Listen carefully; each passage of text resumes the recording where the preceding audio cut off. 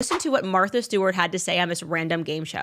What celebrities would be the most fun to hang out with? He's probably on the list just because he covers himself up in his movies and you don't see his face. Ryan Reynolds, is he one of those? And you want to know something? He's not so funny in real life. Really? No, he's not so funny. He's very serious. All the time. He can act funny, but he isn't funny. So she was spilling. She was letting people know that this whole persona, nice guy, funny guy, is an act. I find it interesting that one thing that the public hasn't discussed enough is the Scarlett Johansson piece. So if he has this narcissistic, abusive tendencies, which I believe everything he did was narcissistic and abusive. We saw that in Deadpool, even against Justin Baldoni. So we don't even have to imagine what he does to Blake Lively at home or anything like that.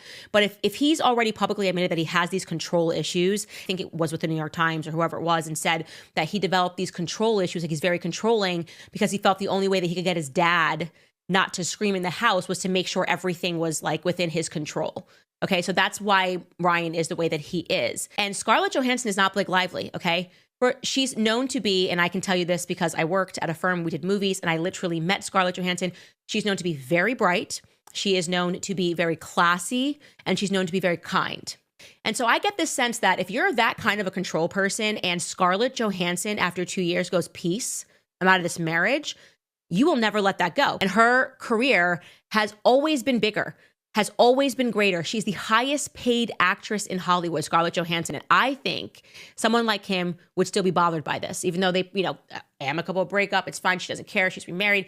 I think he still does care to try to one-up her. And what I found interesting and why I'm bringing this up right now is that in 2023, in December, it was announced that Scarlett Johansson was doing a movie that's now called Eleanor the Great with Wayfarer and Sony Studios. Okay? He would have known about this. He would have found out about this probably before the public found out. So if we found out in December of 2023 that this was happening and then it was announced again about Wayfarer and Sony Studios, did that set him off in a weird way? It was her directorial debut, the first time she was going to be directing a film. And here's the headline here, Scarlett Johansson to make her directorial debut with Eleanor the Great. I'm just wondering. I'm not going to say anything else, but I find that piece to be compelling about his character. I think ScarJo may have been the one who got away, and he wanted someone who was like dumber and more basic behind her. And by all accounts, he got it. Boom. Roasted. Not to disrespect Blake Lively, but she's just not known to be that bright. And I think that allows him to more easily control her.